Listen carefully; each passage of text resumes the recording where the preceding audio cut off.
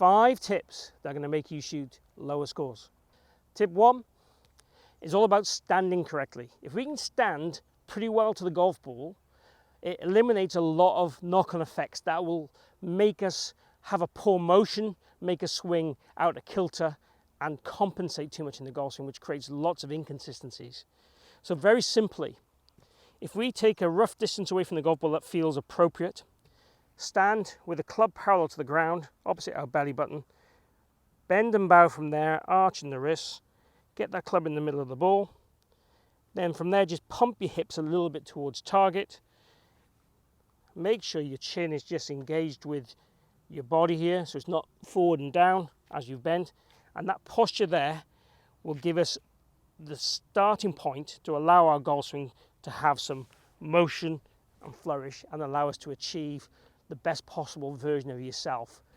So just standing good and being consistent with it, and having a little routine on the golf course where you might well just step into it, do like the half bend and bow, bump the hips, little waggle, and then go ahead and swing.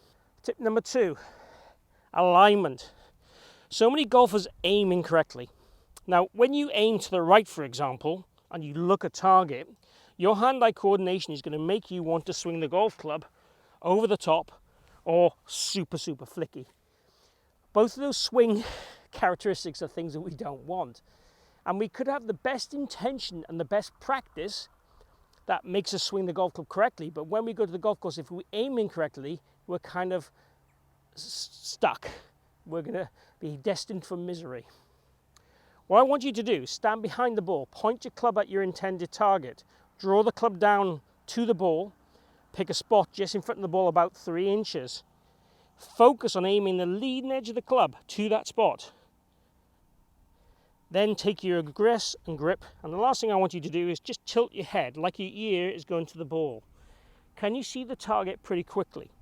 If I'm aimed to the right and I tilt my head, I can't see the target at all. I have to look over my shoulder. So the measure and check is, can I see the target pretty quickly?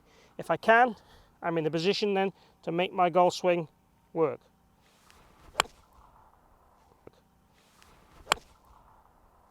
Tip number 3, motion. Create a flow, a motion. Get hold of your towel, swing, let it slap you on the back, both sides of the swing. Creating that motion is what we're looking for. If you're very stiff and rigid, or you don't turn or limp, that'll show you straight away that you're not creating the motion that we want in the golf swing. Use a towel, use a bit of rope. That'll give you a sensation of what the motion should be. When you get the golf club in your hand, simple thoughts like, when I'm stood to the golf ball, heart to the sky, heart to the sky. Create that motion both sides of the swing. Simple thoughts for the golf course, and that will help you create a motion without getting in your own way. We want to stand correctly, as we've already said, and create a nice motion and flow, and we won't get in our own way. Tip number 4, pressure. What I see with a lot of golfers is they tend to either not move enough pressure or they move too much pressure. So we're talking weight transfer, pressure shift, whatever you want to call it. So what I'd like you to think, if you've got a short iron, feel like you keep your pressure pretty much on your lead foot. When you have a medium iron, let your pressure shift to your trail foot. And when you have a driver, make a big effort to shift your pressure to the trail foot.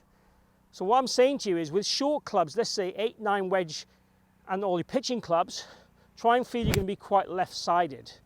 When you get to your normal clubs, feel like there's a shift, foot to foot. And use your feet like this and rock back and forth to feel that shift. And let the head move a tiny bit. And with a driver, really feel the head moves. Almost feel like the heel comes off the ground in your practice swings to feel like I'm waiting, and that shift with the driver, get behind the golf ball.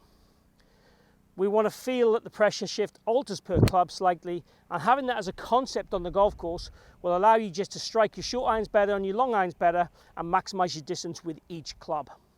Tip 5, and the final one.